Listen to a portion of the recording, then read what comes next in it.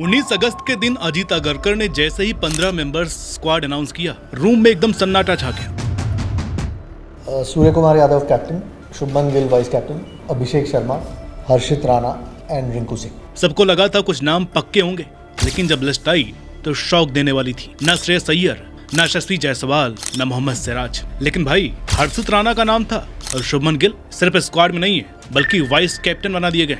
तो पिछले vice captain अक्षर पटेल का क्या होगा? बस फिर क्या था, गंभीर को रगड़ा जाने लगा। हर एक्सपर्ट अपना एनालिसिस देने लगा और हर किसी के दिमाग में बस एक ही सवाल, व्हाट जस्ट हैपेंड, कि गंभीर को अय्यर से क्या मसला है और जायसवाल ने ऐसा क्या गुनाह किया है। हर्षित राणा के पास ऐसा क्या है जो गंभीर उनकी तरफ हर बार झुक जाते हैं। लेकिन असली मसला तो अब है, क्योंकि ये मामला सिर्फ टीम शीट से बाहर हुए 3-4 नामों का नहीं है। ये सिलेक्शन कंट्रोवर्सी कुछ और गहरी कहानी दिखाती है इंडियन क्रिकेट के माइंडसेट की। क्या है वो माइंडसेट जिसने अय्यर के साथ साथ जायसवाल, सिराज और बिश्नोई को स्क्वाड से गायब कर दिया है? आइए जानते हैं। नमस्कार, मेरा नाम है अनुराग सूर्यवंशी और आप देख रहे हैं क्रिक माइंड। वीडियो में आगे बढ़ने से पहले आप लोगों से एक रिक्वेस्ट है, आप इस वीडियो को हाइप जरूर कीजिए। कमेंट सेक्शन में जाएंगे, स्लाइड करेंगे, हाइप का बटन मिलेगा, आप वहां से हमारी वीडियो को हाइप दे सकते हैं ताकि हमारी ये वीडियो ज्यादा से ज्यादा लोगों तक पहुंच सके।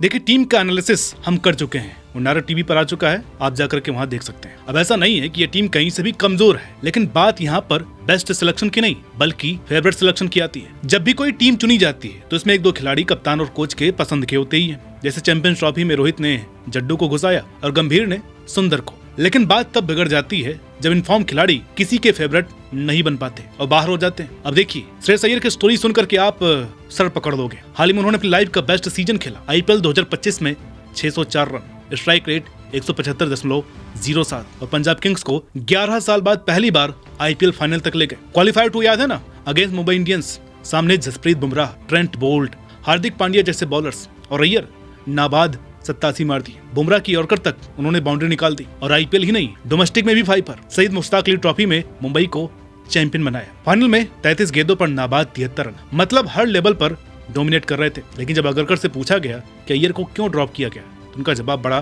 कैजुअल सा था। आप बताइए वो किसकी जगह है? ना उनकी गलती है ना हमारी। अब सबसे शॉकिंग बात, श्रेयस स्टैंड बाय में भी नहीं है। सोचिए, लगातार 2 साल 2 अलग अलग फ्रेंचाइजीज को आईपीएल फाइनल तक ले जाने वाला प्लेयर, चैंपियंस ट्रॉफी 2025 का दूसरा सबसे बड़ा रन स्कोरर, और फिर भी रिजर्व में भी जगह नहीं। टेलेंटेड बैट्समैन आकाश चोपड़ा ने साहब का कि सिलेक्शन कमेटी श्रेयस अय्यर के साथ अनफेयर है। अब बात करते हैं यशस्वी जायसवाल की। ये वही खिलाड़ी हैं जिसे सब लोग इंडियन क्रिकेट का फ्यूचर मानते हैं, तो भाई इनको मेन इवेंट्स में मौका तो दीजिए। इंग्लैंड टेस्ट सीरीज में 411 रन, 2 शतक, आईपीएल 2025 में 559 रन, एवरेज 43 का। लेकिन असली गेम यहीं पर इंटरेस्टिंग हो जाती है। अजीत अगरकर ने प्रेस कॉन्फ्रेंस में खुद एडमिट किया है कि संजू सैमसन को ओपनर की जगह इसलिए मिली क्योंकि गिल और जायसवाल टी20 के लिए अवेलेबल ही नहीं थे, वो टेस्ट कमिटमेंट्स में फंसे हुए थे। तो भाई इसका मतलब ये हुआ, जब जायसवाल अवेलेबल नहीं थे तब सैमसन ओपनर के लिए सही थे। लेकिन जैसे एशिया कप आया और सब प्लेयर अवेलेबल हो गए, अचानक से जगह ही नहीं बची उस लेफ्ट हैंडेड ओपनर के लिए जिसने फास्टेस्ट आईपीएल 50 सिर्फ 13 बॉल में ठोक दी थी। अजीत अगरकर का एक्सप्लेनेशन था, With regards to Yashasvi, I mean it's just unfortunate again. It's unfortunate. Abhishek ने पिछले 1-2 साल में जो किया है उसके साथ साथ वो बॉलिंग ऑप्शन भी देते हैं, तो किसी एक को मिस आउट करना ही था। और अब आते हैं उस सिलेक्शन पर जिसने सबसे ज्यादा कंट्रोवर्सी खड़ी कर दी, हर्षित राणा। यहाँ पर मसला सबसे ज्यादा है। फॉर्मर इंडियन ओपनर और एक्स चीफ सिलेक्टर किस श्रीकांत तो गुस्से में फटी पड़े। अपने यूट्यूब चैनल पर उन्होंने साफ कहा, ये हर्षित राणा आया कहाँ से? आईपीएल में इतने खराब थे, इकोनॉमी रेट 10 का था, आप कृष्णा और सिराज को क्या मैसेज दे रहे हैं? अब आप आंकड़े देख लीजिए। आईपीएल 2025 में हर्षित राणा के नाम 15 विकेट्स, इकोनॉमी 10.18, सिराज के नाम है 16 विकेट्स, इकोनॉमी 9.24। प्रसिद्ध कृष्णा 25 विकेट्स के साथ पर्पल कैप ले गए थे। अब आप बताइए, ये मैच किसी को समझ में आया? इस पर हरभजन सिंह भी चुप नहीं रह पाए। उन्होंने अपने यूट्यूब चैनल पर कहा, मुझे लगता है सिराज का नाम होना चाहिए था, और अगर वो स्क्वाड में होते तो टीम और भी मजबूत दिखती। सिराज का जो एक्स फैक्टर है वो मिस होगा। लेकिन ट्विस्ट यहाँ आया, सूर्य कुमार यादव ने हर्षित राणा के सिलेक्शन को डिफेंड किया। उनका कहना था कि हर्षित ने अपने डेब्यू टी20 में मैन ऑफ द मैच जीता था, जहां उन्होंने कॉन्कशन सब्स्टिट्यूट बनकर 3 विकेट्स लिए, 33 रन देकर। मतलब एक मैच,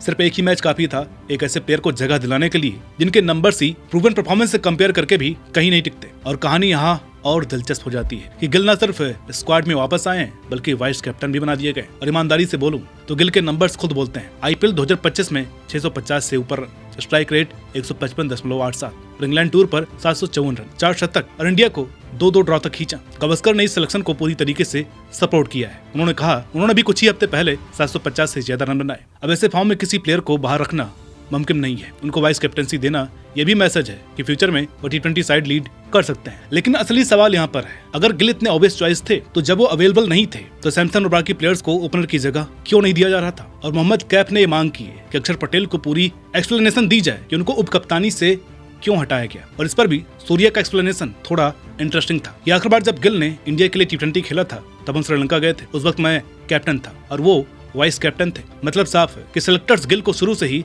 लीडरशिप रोल में देख रहे थे। ये तो अक्सर वैसे ही बीच में आ गए थे। लेकिन दोस्तों, असली सवाल ये है कि क्या ये सब वाकई सिर्फ टीम सिलेक्शन का सवाल था या फिर इसमें और भी सवाल छिपे थे? जैसे प्रेस कॉन्फ्रेंस में एक बड़ा इंटरेस्टिंग मोमेंट हुआ जब रिपोर्टर ने पूछा कि इंडिया पॉलिटिकल क्लाइमेट में पाकिस्तान के खिलाफ खेलेगा या नहीं, तो BCCI मीडिया मैनेजर ने तुरंत रोक दिया। Wait, just wait. अगर टीम सिलेक्शन पर सवाल है तो पूछिए, बाकी नहीं। मतलब जो एलिफेंट इन द रूम था उसे जल्दी से बाहर कर दिया गया। उसी बीच गावस्कर ने एक और क्रिटिकल पॉइंट उठाया बुमराह के वर्कलोड मैनेजमेंट पर कि नोबडी इज इंडिस्पेंडेबल। सेलेक्टर्स को अब डिसाइड करना होगा कि बुमराह कब खेलें और कब नहीं। उन्होंने साफ सवाल किया कि क्या बायलैटरल को ज्यादा प्रायोरिटी देनी चाहिए या मल्टीलैटरल टूर्नामेंट को। अब इस पूरी कंट्रोवर्सी में जो चीज मुझे सबसे ज्यादा परेशान कर रही है वो ये कि जब अगरकर ने अय्यर के बारे में कहा, With regards to Shreyas, I mean, you'll have to tell me who we can replace here. Again, no fault of his.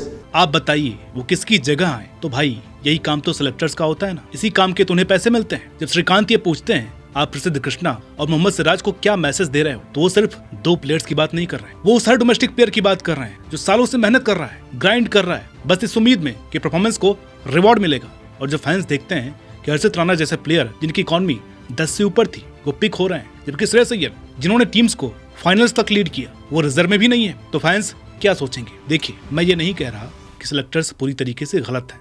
हो सकता है उनके पास कोई लॉन्ग टर्म विजन हो जो हमें नजर नहीं आ रहा। हो सकता है वर्कलोड मैनेजमेंट ज्यादा क्रिटिकल हो जितना हम समझते हैं। हो सकता है टीम बैलेंस इंडिविजुअल परफॉर्मेंस से ऊपर हो। लेकिन ट्रांसपेरेंसी दोस्तों यही मिसिंग है। जब आपके सेलेक्टर्स फॉर्मर क्रिकेटर्स और एक्सपर्ट्स तक को सरप्राइज कर दें, जब आपके खुद के एक्सपेक्टेशन सुनकर बातें एडअप ना हो, जब सोशल मीडिया कंफ्यूजन से भर जाए, तो शायद वक्त आ गया है कि सिलेक्शन क्राइटेरिया पर थोड़ी और ईमानदारी से बात की जाए। एशिया कप तो होगा और इंडिया शायद अच्छा भी खेलेगा, क्योंकि सच बोलें तो हमारे पास जबरदस्त टैलेंट है। लेकिन इस सिलेक्शन से उठे सवाल यही रुकने वाले नहीं है और शायद ये बुरी बात भी नहीं है, क्योंकि हर बार कंट्रोवर्सीज हमें मजबूर करती है कि हम इन मुश्किल सवालों पर बात करें कि हमारी क्रिकेट टीम में हम असल में किस चीज को वैल्यू देते हैं, past performance, future potential, team chemistry या फिर कुछ और। तो आप क्या सोचते हैं, सिलेक्टर्स अपनी लॉन्ग टर्म प्लानिंग में सही जा रहे हैं या फिर उन्होंने पूरा निशाना ही मिस कर दिया है? कमेंट में जरूर बताइएगा। और हाँ, क्रिकेट के ऐसे कंटेंट के लिए हमें सब्सक्राइब करना मत भूलिएगा।